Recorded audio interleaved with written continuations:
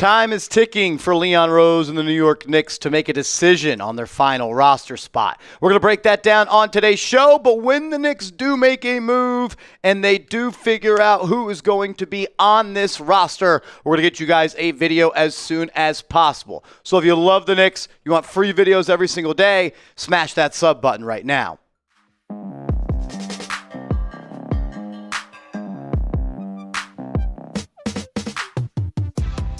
This is New York Knicks Now by Chat Sports. I am your host, Marshall Green. Appreciate everybody for stopping by. As decision time for Leon Rose and the decision makers for this team is almost here. Ian Begley saying it is worth noting for the Knicks, Saturday is the final day teams can waive a player on a non-guaranteed contract and not incur a salary cap charge. Vets, including Malcolm Brogdon, Landry Shamet, Garrison Mathews are among the Knicks vets on non-guaranteed deals.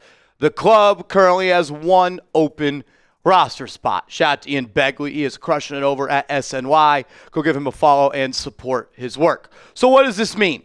The New York Knicks have until Saturday to decide who is going to be on this roster. As we know, they are just far enough under that second apron, which they are hard capped at, to sign one player to a veteran minimum contract. The candidates to likely get that are Malcolm Brogdon, Landry Shamet, and Garrison Mathews. But like we have documented on this channel, we are hearing the Knicks want to keep two of these three veterans. So how do they do that? They would have to make a trade where they trade two players for one, or they trade a player for a draft pick in the future, essentially a consolidation trade to open up another roster spot, a little bit more money, to where you could potentially ink two of these guys to veteran and minimum deals. So let's say, for instance, you want to keep Brogdon and Mathews or Brogdon and Shamet. You're going to have to say goodbye to somebody on this roster. And I think you're looking at some of the young guys as potential players that you could part ways with. Two guys that we have talked a lot about as potential trade candidates include the second-year Frenchman Pacome Dadiet, second-year point guard Tyler Kolek, and there continues to be chatter around Miles McBride and a potential trade there. Look, I don't really think a Deuce trade is all that likely, but there is a pathway, and I get it, reasoning why they could potentially do that. Steve Popper of Newsday wrote this: "It's hardly been secret around the league that the Knicks are taking and making calls to open up a roster spot to keep two of the three veterans, Malcolm Brogdon, Landry Shamet, and Garrison Mathews. Tyler Kolek and Pacome Dadiet, though, are the preferred names being shopped." He also adds, though McBride could be on the move too, McBride could have a huge role, but also could net the biggest return in a trade. I think when you speak on a potential Miles McBride trade, it's complicated and there's layers to it and it takes some nuance. But I just come back to this. I hope the New York Knicks do not deal Miles McBride. I think he is going to break out this year after he has already established himself as a very solid and valuable winning piece to an organization. I think he is going to become a different level player this year. I think he's going to break out under Mike Brown. He's looked good in preseason, and I know he's been living in the gym all summer long. And with the way the Knicks are set up, high-priced players right at that second apron, they need cheap contributors. And Deuce is under contract this year and next year for under $5 million for each season. He's a player that I would be trying to hold on to.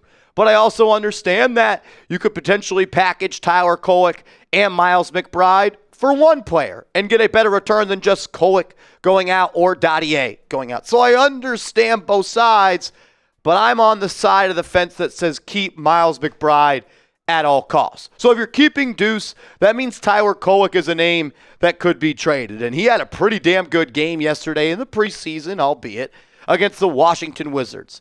He actually played better than I really thought he could and played a different kind of basketball game than I thought he was able to. I don't view him as a scorer. I view that as a problem in the NBA. He doesn't beat people off the dribble. He hasn't shown the ability to be a knockdown shooter. Last night, shot 1 of 5 from 3. but he was money from inside the arc. He was getting to the rim. He was creating his own shot. And we know he is an extremely gifted passer. He sees the court well. 6 assists to 0 turnovers. That's the type of work that you want from Tyler Kolek. He had a steal as well last night, and he was a plus 23 when he was on the court. So if you're going to deal Kolek, you have to kind of ask yourself a couple questions. Is Tyler Kolek an NBA player? Tough to make that judgment after 1 year. There are things, even though I was a huge Kolek fan and I was very excited when the New York Knicks drafted him, there were things I was concerned about. Is he an NBA level athlete? Is he too small? And can he defend even at a below average clip? I'm not sure I've really gotten any of those answers. So then you move on. What is, if he's still on this team going into the future, what is his role on this team? First thing that comes to my mind is the backup point guard. Not ready to be that, in my opinion, and there's guys in front of him that do a better job. But thinking one step further, the reason I don't really love him as the Knicks backup point guard is because he can't play alongside Jalen Brunson. He's too small, doesn't defend, doesn't shoot well enough. And I don't want to have a backcourt on the court at all, ever, of McBride, of Kolek and Brunson. And ideally, in a perfect world, your backup point guard on the Knicks is able to play alongside and without Jalen Brunson to be effective. I don't see how Kolek could ever play alongside Mr. Brunson. So I worry about that. So then we move on to Pacome Dadiet, who got a lot of chances in the preseason to show his worth. And I feel as if he didn't really play all that well. And he had some moments in the summer league, but I thought he left a lot to be desired there as well. The thing that concerns me the most is he's not shooting the ball well from beyond the arc at all. 0 of 5 against Philly, 0 of 1 against Philly, 1 of 3 against Minnesota, 2 of 6 against Washington. He didn't shoot the ball well in his rookie year. He didn't shoot the ball well in the summer league. There were reports this summer that came out from Fred Katz that people inside the building love his shooting numbers at practice, and hopefully one day that translates into game action. But right now, it's not really conveying. He is built like an NBA player. He does have NBA athleticism. I think he runs the court well. I think he's a good cutter, and he plays with high IQ. He's flashed some defensive versatility and potential there as well. And, he's still young. He's 20 years old. Only been in the NBA for 1 year. I get it. Kolek has only been in the NBA for 1 year as well, but he's a little bit more seasoned of a player and spent a lot of time in college. I think it is more likely than not that one of these players, if not both, are traded by this weekend. So I'll ask you the question. If you could only keep one of these guys on the team going forward, which one would it be? Tyler Kolek, Pacome Dadiet? Type their jersey number down in the comment section. I lean towards holding on to Pacome Dadiet for a couple of different reasons, and kind of already painted this picture. I worry about who Tyler and what Tyler Kolek is going to be in the future.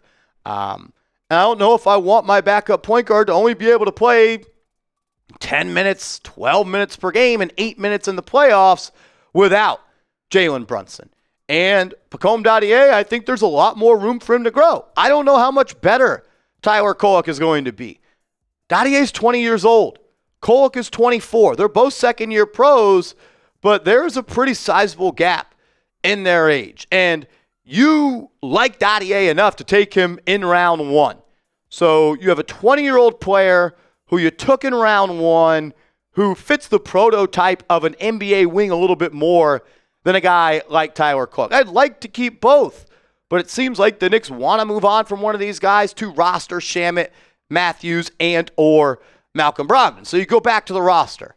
And another thing I worry about with Kolek is he going to play at all this year? Because Brunson's your backup. Brunson's your starting point guard. And then you have Jordan Clarkson.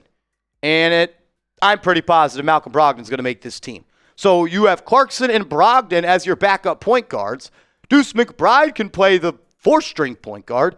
And then it's Tyler Kolek. So it's like there's not really a role on this team for him right now. And one of the spots the New York Knicks are lightest at, I would say, is backup wing. You got Bridges, you got Anunoby starting, But then you don't really have a true wing. Like Josh Hart, 6'4". I love Josh Hart. He could play any position. But if your only backup wing, as I put in air quotes, is 6'4", you're a little bit of a smaller team. So that is where a guy like Pacome Dadiet could potentially slide in. And probably not the best case scenario if Dadiet is playing minutes this year. But I think there's just more of a need for him on this team. But I think what's more important is who has more value in a trade across the league. And we'll spend some more time talking about that coming up in a second. But I want to let you guys know this New York Knicks quarter zip. It is on sale. Major sale was $65. It is now $34. And you can get it today by going to this link, chatsports.com/KnicksQZip. That's chatsports.com/KnicksQZip. And make sure to use that code KICKOFF so you can buy this Knicks quarter zip for just $34. I want to close today's show, chop it up with my guy, producer of the channel, Andrew Connell. Shout out to you, brother. A lot of thoughts from my end kind of already said, but one thing I kind of want to throw your way is if the Knicks are going to trade 1, 2 of these guys, they're going to want at least something tangible back, whether that's a second-round pick, whether a second-round pick swap, something like that. And if it's about getting what's best back, they would trade Miles McBride. But I think you could kind of kill two birds with one stone by trading away Kolek or Dadiet, and whichever one could fetch you more in a trade back. Yeah, I agree. Deuce is a guy I do not want to get rid of. I mean, he's arguably their most valuable bench asset, I would say. And I don't really agree with the idea of getting rid of him to keep Shamet or Mathews or Brogdon or whoever that is. But it seems like that's what the direction they're headed. Hopefully it's not McBride and it's one of the other guys. I guess as far as what you're looking for in a return, it turns to kind of their future plan. And if they're trying to chase Giannis, and what do the Bucks want? Do they want draft capital? Are they interested in guys like Kolek and Dadiet that maybe you want to hang on to and include them in that deal? Are they interested in a guy like McBride, who I love, but if we're looking at Giannis, then I'm okay with giving up McBride. So the thing with keeping all those guys is, are they even going to play this year? You're looking at Shamet, Mathews, Brogdon. How many minutes are there to go around? You already have guys like Clarkson, McBride, if they hold on to him. There's just not that many guard minutes to go around. Brunson's going to be playing 30-plus. Bridges played 30-plus. Hart playing a lot, although he's more of a forward. So I'm not sure what this rotation is going to look like, how many guys they're going to play, but I think they could bring some clarity with the move they make in the coming days. And, like, even if they do make one of these trades and they trade one of the second-year players and you hold on to, let's say, I think Brogdon's locked in. So I think it becomes a Shamet or Mathews conversation. And then it turns into, where are those guys even going to play? Yeah, you got OG and you got Bridges at the 2 and 3 starting. Then you have Brogdon, Clarkson, and Deuce who can all play the 2. You got Josh Hart coming off the bench at the 3. I mean, you're essentially keeping Mathews and or Shamet to be your third team wing. I just feel like it feels a little bit backwards for a team to cut bait with a player they just drafted last year to roster a veteran and Shamet or Mathews that aren't really going to play unless injuries happen. Yeah, I mean, make no mistake, like, the Knicks are a title contender, so they should be doing everything to win this season. I agree with that. I'm not saying they shouldn't do that, but if the guy is going to sit on the bench, then what does it matter if he's 34 or if he's 20? You probably want to try and toe the line between, like you said, developing those cheap contributors, because next year they may need a guy like Dadiet.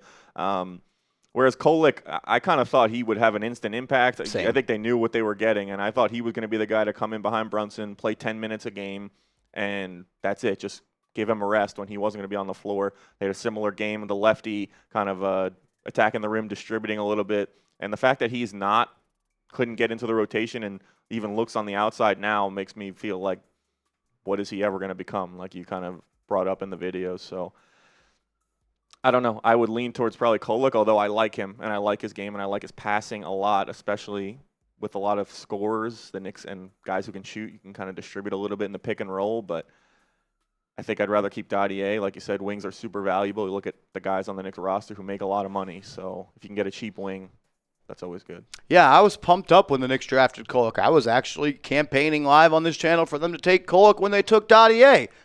And that was because, like you said, I thought he was closer to his ceiling as a player. I thought he'd be ready to be a plug-and-play type player, and it was kind of a natural fit and a natural reason to go out and get him to be the backup. But when you can't play alongside the Knicks' best player, which I get it, you're a backup point guard, but I think in the future they want Brunson playing off the ball a little bit more, and ideally they have a guy that could play the 1 and the 2 in that spot. Look, we're talking about roster spot 14 and 15, not the end of the world, but it's an interesting conversation nonetheless, and they're going to have to make a move by this weekend. The deadline is Saturday, and we could wake up on Saturday and Deuce McBride's potentially traded, or it's a package of Dadiet and Kolek for a second-round pick back. Leon has done pretty well, I would say, in trades this year. I trust him, but while it may seem like this is a low-impact move, this is a pretty important decision that he has to make. And if he feels like he could trade out McBride and package him with another player and upgrade somewhere else, I'm not ruling that out either. I just don't know if I really want that to happen. Yeah, I mean, I think Leon Rose has earned the trust of Knicks fans. I think he's won almost, if not every single trade and move he's made has worked out for the Knicks since he's taken over. I think the notion that they don't want to get rid of those veterans means that there's probably value around those guys around the league. And if they let them go, they may not necessarily be able to get them back if they had an injury and they needed them. Whereas the young guys, they may think they may not be as attractive around the league. So I think he probably has a good gauge of the marketplace and what's out there, what their options are. So it's just kind of going to what the Knicks want to do. And maybe the fact that they're keeping these guys means they will play a deeper rotation. I mean, we saw Tibbs probably go like 8, 9 deep. Maybe Mike Brown's going to go 10. He's going to go 11. Maybe he's not sure who his 9 guys are going to be, and they're going to try out different lineups. But it'll be interesting to see with the move what happens and how this rotation shakes out. If you had to guess, what do you think, not what's coming back, who is going out in a trade? Or they just keep only Brogdon, one of the 3 guys, and they keep both? I hope it's not Deuce. I think the fact that they're still talking about it worries me a little bit. There's been a lot of chatter about it. And I'm hoping that's just other teams trying to create the narrative that they're open to trading Deuce and not the Knicks. But I don't know. I don't know if there's value around these other guys like Kolek and Dadiet to even get a second-round pick. They haven't really shown much in the NBA, and the Knicks obviously haven't had a lot of minutes for them. But I guess probably Kolek, I guess, if I had to decide right now. He's going to be the guy they'll get rid of. Yeah, I think they're going to end up trading Dadiet, would be my guess. Or it could be Kolek and Dadiet for a second-round pick. I think a trade's coming, and when they do make one, we'll get you guys a video as soon as possible. Make sure you are following me on social media. I'll be tweeting about the Knicks all year long, posting short-form content as well. So give me a follow, and let's go.